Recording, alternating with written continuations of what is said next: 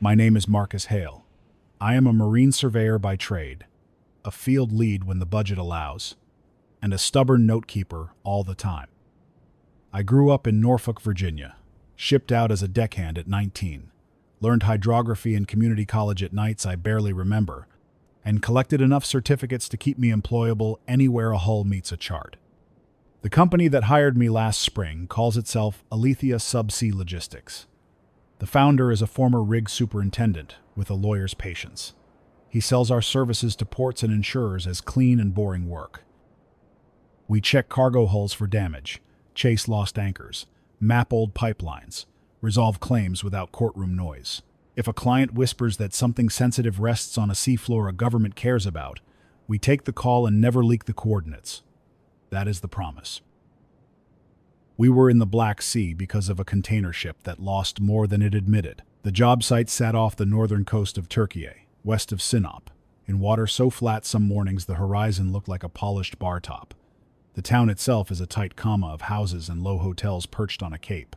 Men sold tea and cigarettes near the harbor gate, and each evening nets came in with mullet and stories. The workboat Alethea leased for the season was a converted seismic support vessel named Sonar 4. She carried a knuckled crane, a moon pool we rarely used, and a compact survey suite I had fought to assemble without mortgaging my apartment. We ran a multi-beam sounder for bathymetry, a scan sonar, the crisp pictures clients like, and sub-bottom profiler to peek under the first few yards of sediment. A small Saab CI Falcon Rove rode in a cradle on the aft deck, with a fiber tether and a manipulator claw that had snapped more plastic tool cases than I ever admitted on invoices. The crew was 6. Captain Murat Setin was a sailor you wanted in a storm and a bureaucrat's nightmare in port. He ran the boat like a quiet kitchen. Hakan piloted the ROV with a pianist's hands and swore only at the tether.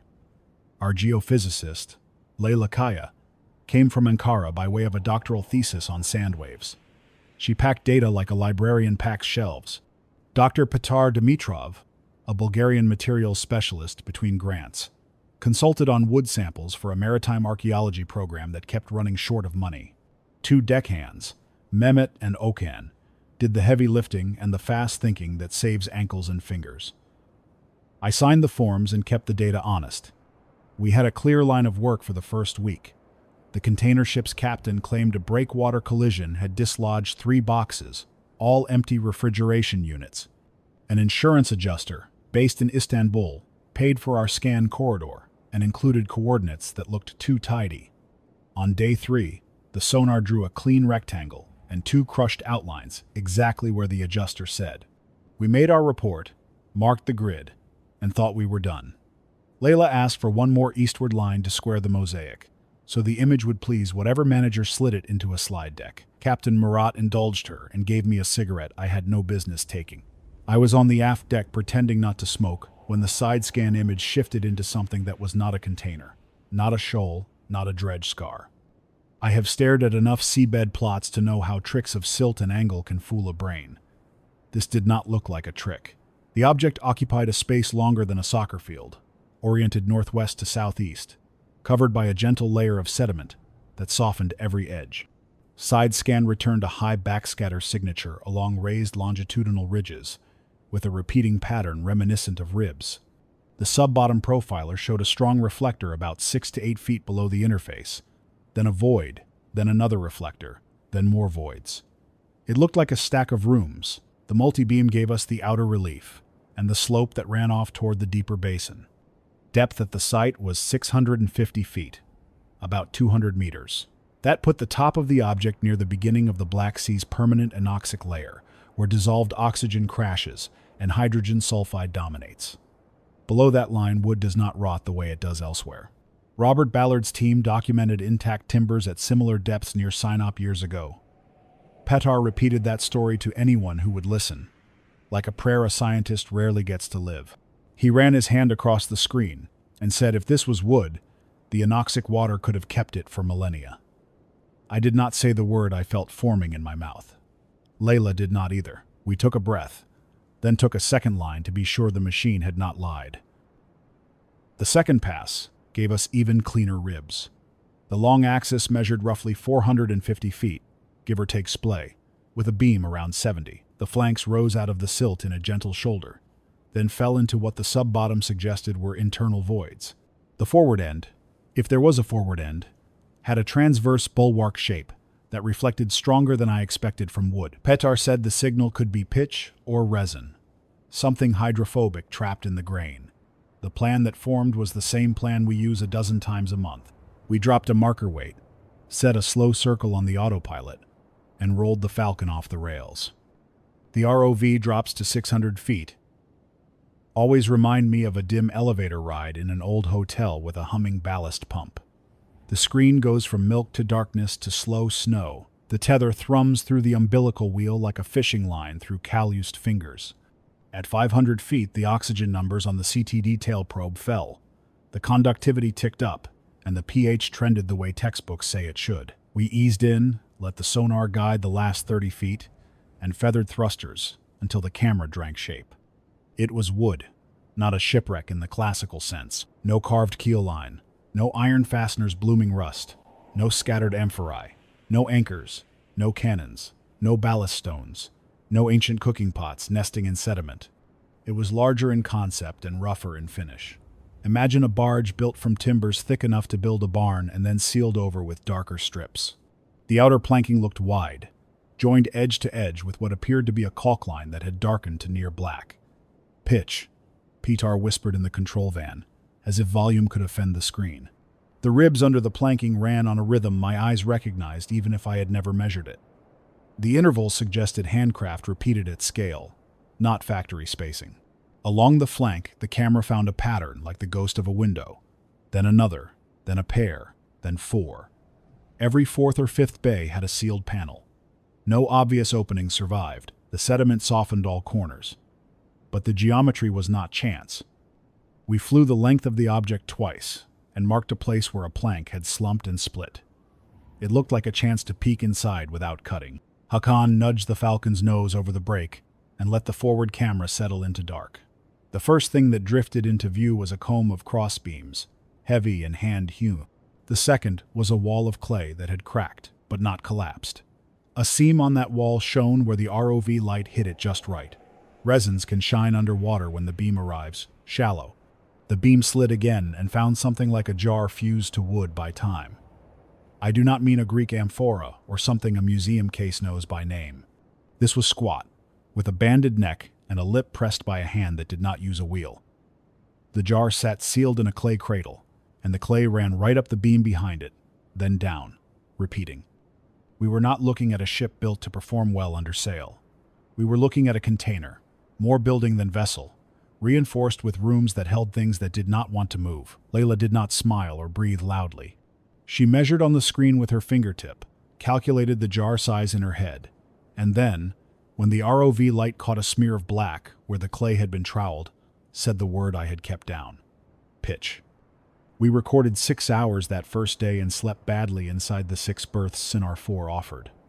Sinop's nightlights flickered against the clouds and a dog barked on the pier like he had something serious to report. I thought of the slope our object sat on, of gravity, of time, of water rising in a history book, of the way flood myths map to coastlines humans forget they owned. I did not say ark in my head even when the syllable pushed like a tide through a narrow throat. I told myself, many cultures build large barges. I told myself floods carve similar stories into different alphabets. Then I thought about the sealed clay and the resin band that did not care who read what. Radiocarbon dating does not happen on a deck with a RAV monitor humming and a captain pouring tea. It happens after a core comes up clean, after you shave wood without heating it, after you package the shaving in foil and swear everyone on the boat understands chain of custody. We were not approved to core. Our contract said cargo, not history. But Petar argued that a light core taken from a split plank would do less harm than a camera poke done by another crew with more curiosity than skill. He wrote the request in Turkish and English, sent it to the adjuster and to the local harbor master by email, then called to read it aloud to a clerk who wanted to speak to someone older.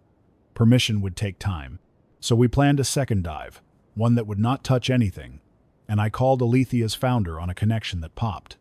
He listened to every adjective, and then said, the only thing I expected. Stay inside the permit. Log every minute. and do not get famous. On the second day, the sea stayed glass. The ROV returned to the split in the planking, traced the clay-lined bay again, then drifted forward. The next two bays showed variations on the same theme. Clay bonded to timber, sealed jars nested in cradles. No bones, no textiles, nothing soft to tempt a camera into a lie. In the fourth bay, the light fell on a different object. It was a box the size of a carry-on suitcase, banded with what could have been bronze, and coated with something amber that had not been polished in 1,000 storms. The amber had flowed, that was clear, then hardened, trapping a film of silt and a bubble trace. The lid seam showed a bulge like a plug pressed in warm. The box rested on two rails, as if someone meant it to slide and be handled with care. The clay had been built up around the rails, locking it in place. Then the gap filled. We called the harbor master and asked for a site visit from the Ministry of Culture and Tourism. I have worked enough jobs to know when a find exceeds a surveyor's pay grade. If you refuse to call, the call arrives louder and with sirens. Better to make it yourself. The reply from the ministry came through a contact in Istanbul first, and arrived with more attention than I wanted.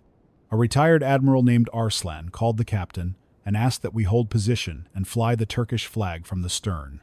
The admiral said a small team would arrive by morning with a health officer and a cultural heritage specialist. He asked polite questions about our air monitoring and the way we handled the ROV. He asked whether the ROV had any cutting tools. I said no, and did not mention the spare hacksaw on the pegboard. The team boarded at 10:15 a.m. A woman from the ministry introduced herself as Specialist Ise Karaman. She had field boots, lab glasses, and a way of listening that makes a person introduce facts in the order the facts deserve. With her came Commander Arslan, who wore civilian clothes but supervised the deck like a ship's bridge. A health officer named Dr. Selim Onat carried a rugged case marked with a simple symbol for biohazard and set it by the mess table without ceremony. He asked for our CTD profiles and the hydrogen sulfide levels we measured at depth. He nodded when our numbers matched what he expected at 200 meters.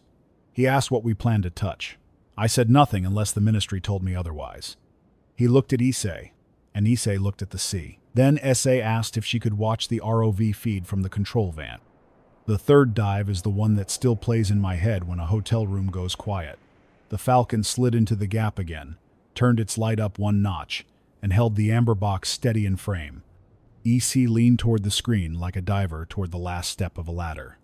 Dr. Onat watched his gas monitor while Hakan ticked thrusters to hold the look.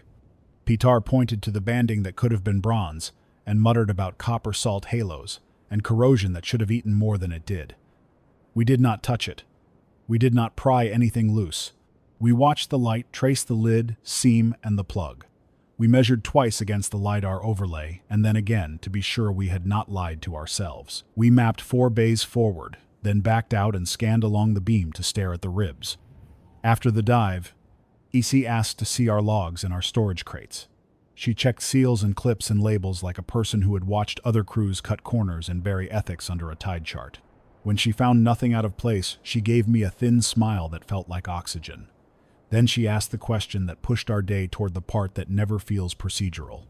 Would a small core taken from a split plank be possible without structural damage? Pitar answered before I could, because his hands were already in his pockets, the way a wood scientist hides the urge to touch. He said yes, but only if the core came from a part that had already failed, and only if it passed into aluminum within seconds, and then into a nested bag under nitrogen. He had brought the bags. I had brought the aluminum. Hakan had a portable nitrogen bottle for the ROV control van in case a connector sank into salt. We had everything except permission and courage. Permission arrived with a handwritten note and 2 signatures. The courage looked like a crew moving slowly and keeping a tether clear of anything sharp. The Falcon's manipulator cannot cut a clean core. We lowered a small gravity core on a drop line and let Hakan steer the ROV camera against it so we could watch the moment the tube kissed the split plank. The tube settled, the weight slid, and the wood received the bite the way old wood receives a clean tool. When the corer came up, we eased it over the deck like it held mercury. Captain Murat locked the crane and held one hand flat toward everyone to slow their day. Petter opened the corer and coaxed a plug of dark wood onto a clean board. The smell that lifted was not rot. It was something like rain in a new house built with trees someone loved. Then beneath it a thin line of something tarry and sharp, what shipwrights use to seal seams and keep families alive. Petar cut a sliver, then another, and stacked them inside aluminum with gloves that made his fingers feel like thumbs. He hissed for a nitrogen hose and we flooded the bag, then sealed it again. He labeled the packet with his neat hand. I signed. East signed. The Admiral signed. The bag went into a foam case, and the foam case went into a cooler with a digital lock. Another sliver, almost too small to see, went into a second bag for a preliminary test at a lab in Istanbul. Issei explained that any publication would wait for full chain of custody and full verification at a facility like Oxford or Beta Analytic. She named procedures like a person on a narrow path naming landmarks so no one thinks about the edges. We did not open jars. We did not open the amber box. We did not drill the clay. We did not pry. We did not rush. We kept to a circle of caution drawn by a health officer who had read too many papers about spores revived from ancient salt, bacteria awakened from permafrost, and the crisp logic of a disease that does not care about belief. Dr. Onat did not preach fear. He drew a simple line on a legal pad. On one side he wrote curiosity. On the other he wrote duty. He tapped the pen on the center and said our job was not to let one eat the other. A storm bruised the north that night. Nothing violent. Just rain that smelled like iron and made the harbor lights blink. Sinar 4 wrote it well. We were tied to a ministry dock with the cooler under 2 seals and a guard who looked too young to carry a sidearm. In the morning, a small Coast Guard cutter eased alongside, and Issei and the Admiral took the cooler aboard without ceremony. 2 hours later, my phone pinged. A message from Issei said the preliminary test in Istanbul would begin at 2:30 p.m. She promised to message when she had anything that would sit still on a page. At 7:14 p.m., she wrote cedar. The sliver matched Cedrus Libani, Lebanon cedar. That is not a shipwright's miracle. Cedar has built more roofs and temples than any single species deserves. But the age estimate, based on preliminary radiocarbon curves on a sliver, that small made Petar sit down on the bench and put his head in his hands. The number came from a quick accelerator run and carried caveats heavy enough to bend metal. Even so, the estimate pushed the wood deep into the first millennium BCE at minimum and possibly older, depending on reservoir effects and contamination. A full run would take days at a major lab. The pitch residue dissolved into a fingerprint that suggested a bituminous source with biomarkers, consistent with natural seep products found around the region. The words on the page were boring the way truth sometimes is, but the room felt smaller. I walked the pier until midnight and watched a man cast a line into water that looked like steel. When I came back on deck, Peter handed me a small notebook. He had written 2 pages laying out a hypothesis he did not let himself enjoy. A large barge built of cedar planks sealed with pitch rests at a depth where anoxia preserves wood. Its dimensions and internal arrangement suggest a container rather than a sailor. The clay bays contain sealed jars and at least 1 amber-coated box, possibly a kind of resin lacquer to waterproof. The object sits on a slope that would have been a hillside when the Black Sea's level rose during the Holocene transgression. A community that watched the sea rise could have hauled or floated a vessel inland, then lost it to a shoreline that kept migrating. Flood myths work like that. They carry truth sideways. We were not the only ones reading. In the morning, men in suits stood at the dock edge behind the Coast Guard barrier. I recognized one from our original insurance client. He did not wave. At 9:00 a.m., a van with dark windows rolled up and stopped. A woman stepped out and introduced herself as an official liaison from the Ministry of Health. Behind her, 2 men carried a field isolation kit in pelican cases. No sirens, no drama. Just the language of containment. The liaison asked me to step into the mess and asked whether anyone had experienced cough, fever, or skin irritation since the dive. She asked about our filter masks and whether we had vented any ROV housings in the control van after a dive. She asked very politely, which is how a government asks when the answer matters. Dr. Onat explained. The anoxic zone carries hydrogen sulfide gas and other compounds that can irritate lungs and eyes. Bringing a sealed container from that zone to the surface can release dissolved gases when pressure falls. If a jar had been cracked, if even a thin film had entered the ROV housing by capillary action, a latch could spit a breath of something no one wanted to inhale. He emphasized that none of us had opened anything. He asked me to confirm. I did. He shrugged and smiled like a man who had built a habit of calming rooms. Then he took out a small handheld meter, waved it near the ROV junction box, and nodded at the zeros that stayed zeros. That afternoon, under cloud that looked like something pushed gently by a belly, we stared at the amber box again. We measured with the LiDAR overlay again. We did not touch it again. AC took long notes and drew each rib bay by hand on graph paper, even though the multi-beam and sub-bottom would spit out better renders overnight. Petar asked for a second core at a different split, a little deeper in the plank, so a lab could run a profile and see if the age differed by millimeters. EC agreed and stood on deck to watch the whole motion like a guardian against sloppiness. The second core came up as easy as the first.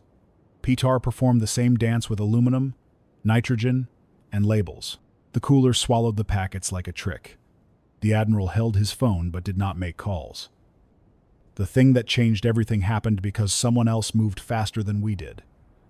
At 5:20 p.m., another vessel entered the harbor without hailing us.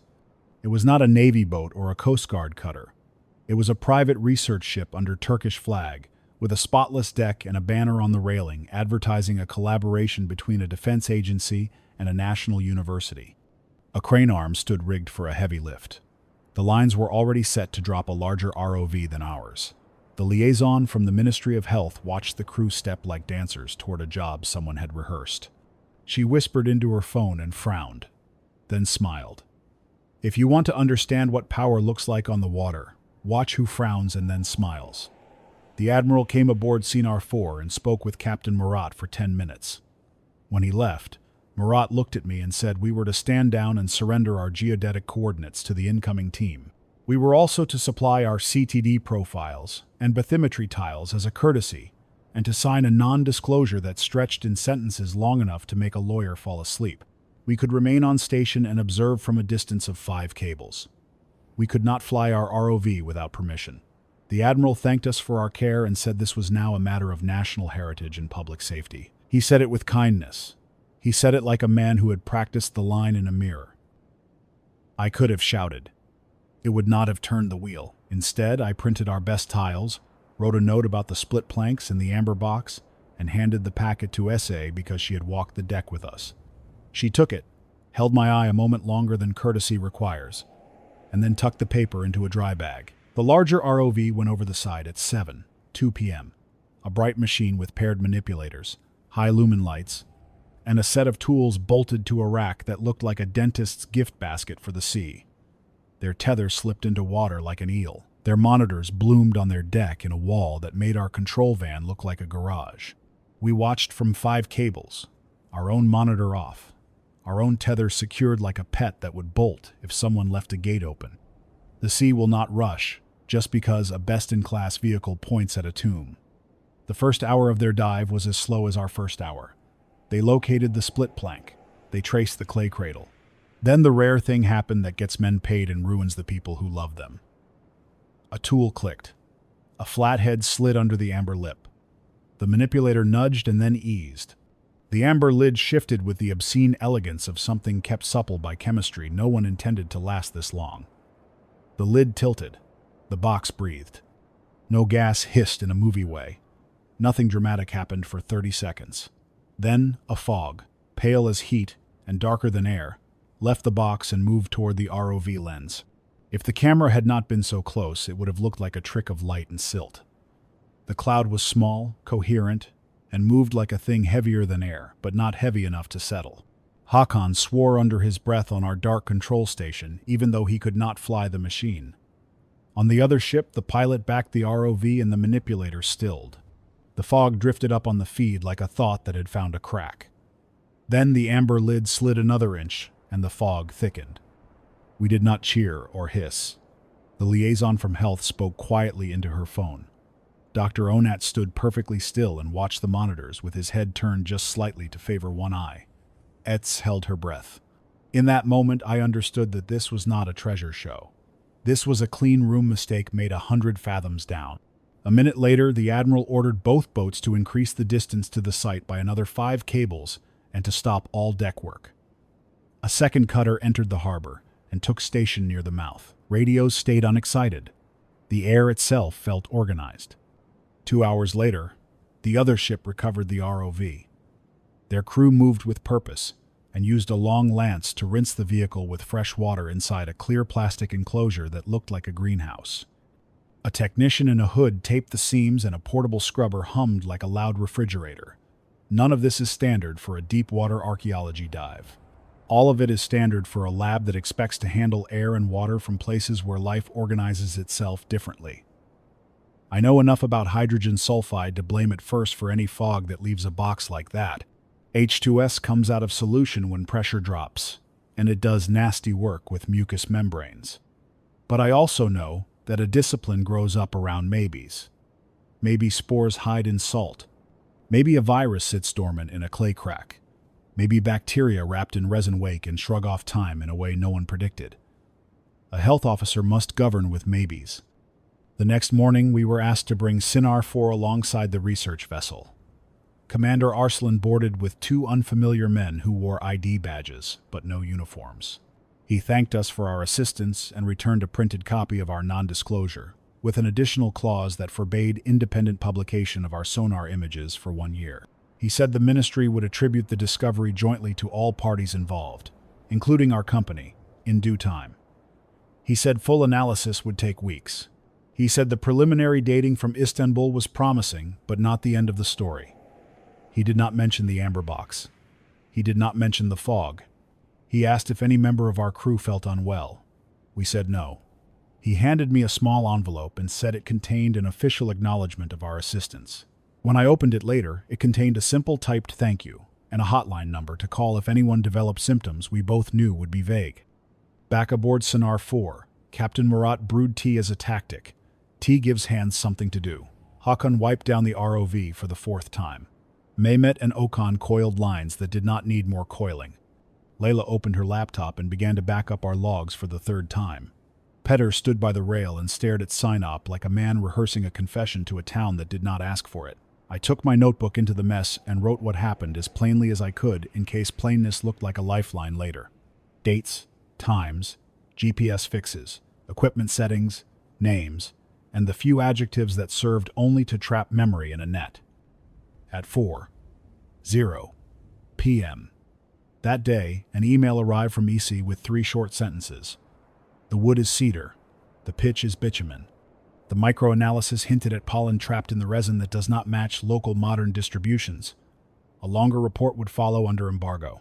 She thanked us for our care and added a personal line that felt like it cost her a breath. The thing we are looking at may have been meant to keep things in, not just keep water out. I did not sleep much that night. I have worked near old things before. The North Sea keeps trawler nets full of clay pipes, and the Baltic hides wrecks so crisp you can follow a carpenter's bad day by fingertip. None of those nights felt like this one. At 2:10 a.m., I woke to a faint cough in the passage and listened. It was Mehmet returning from the head. The cough was the cough of a man who smokes. I lay on my back and thought about the phrase hidden in plain sight. It is the kind of sentence advertisers love and surveyors learn to distrust.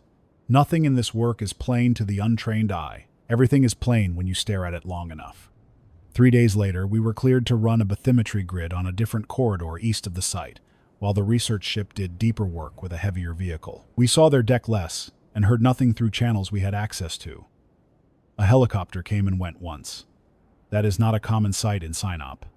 On our grid, we mapped nothing but silt and the slow truth of a sea that likes to lay things down, not lift them up.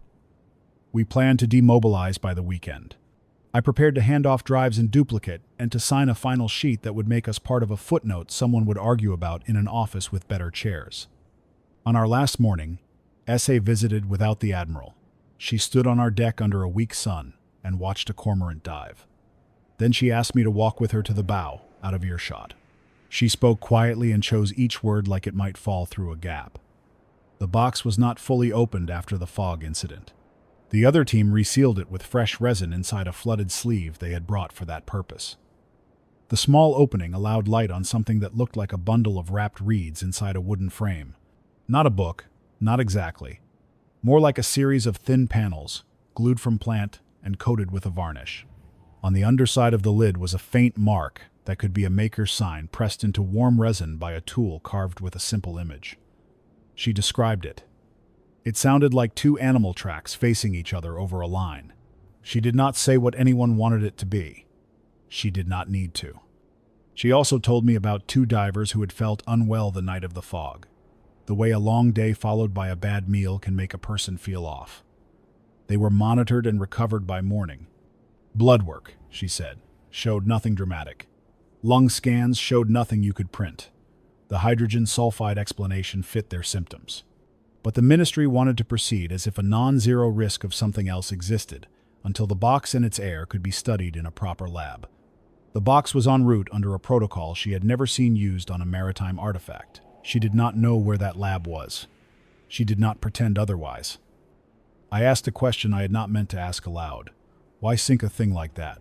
Why not keep it on land if it mattered? Essie looked at the horizon, where the blue turned darker, and answered like a person who grew up on a coast where stories wear waves like jewelry. If a community feared what lived inside a container, but believed it must be kept for a day when it would matter again, where would a community place it? Somewhere that would preserve it. Somewhere that would slow hands. Somewhere that would keep air away and rot asleep. Then she said something that made me almost like the person who had done the sinking. The slope matters. Things buried in slopes are hard to drag free. We shook hands. AC left. Sonar 4 turned her bow toward the harbor mouth. The town slid past at a pace that made the smell of fish and soap hold steady. The skipper of a small boat waved. Captain Murat blew 2 polite notes on the horn. Hakan took a last photo of the pier, where a tea seller lifted a metal kettle toward a man who had no hurry on him at all. Then the day went to paperwork.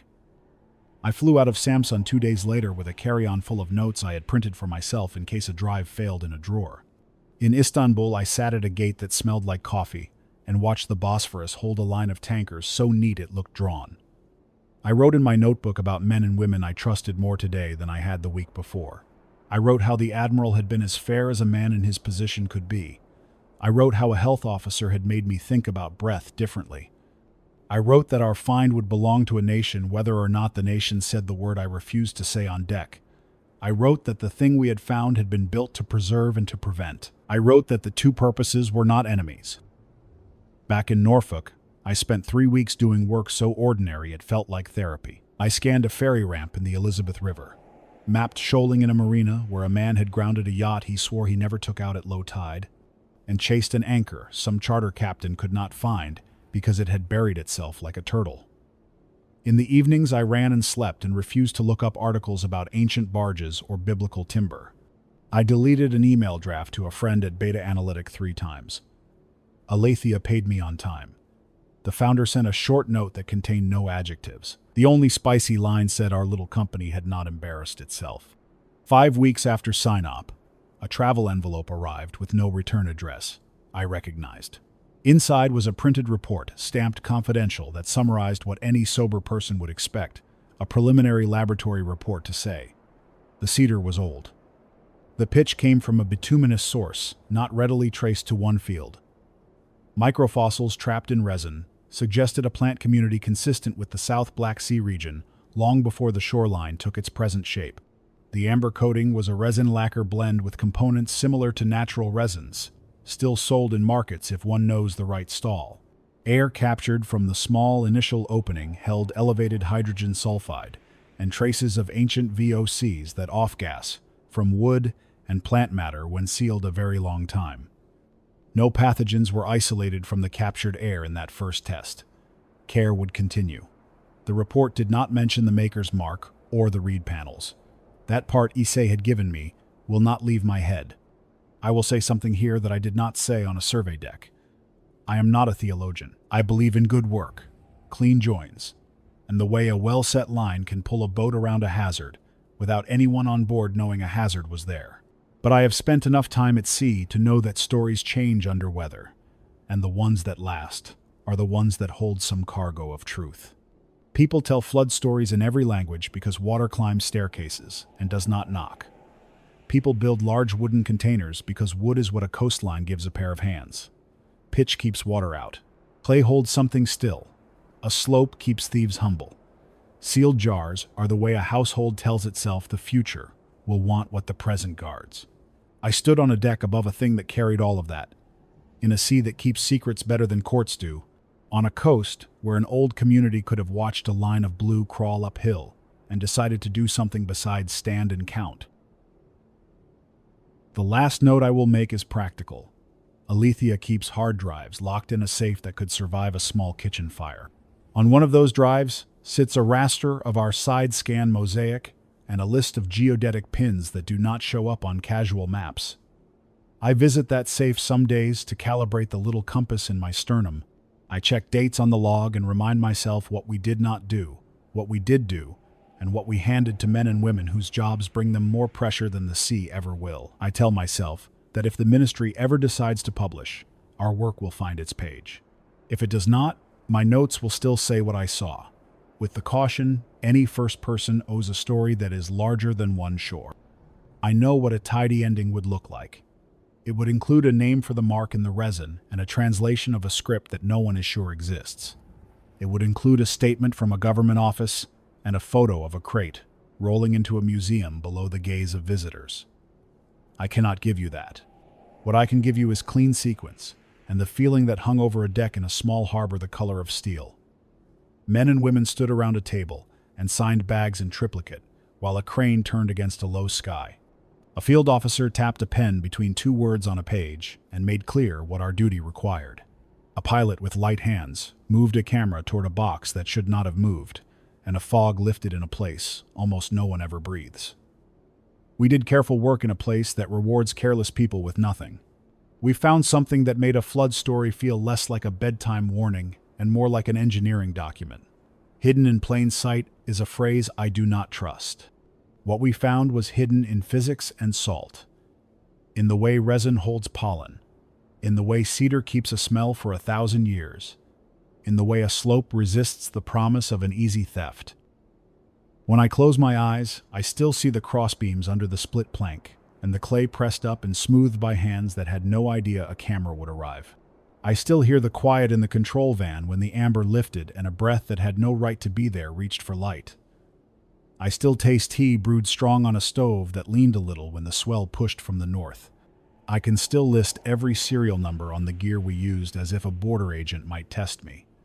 If you want a moral from a surveyor, all I can offer is a sentence no one claps for. Do the work in front of you with care, and if a story larger than you rides up against the hull, keep the line tight and respect what lives in the quiet below. We found a thing built to survive a season and discovered it had survived most of a world. Whether you call it by the name the oldest stories give, it will not change what it was built to do. Keep things in. Keep water out. Last long enough for someone else to open it and think about what to do next.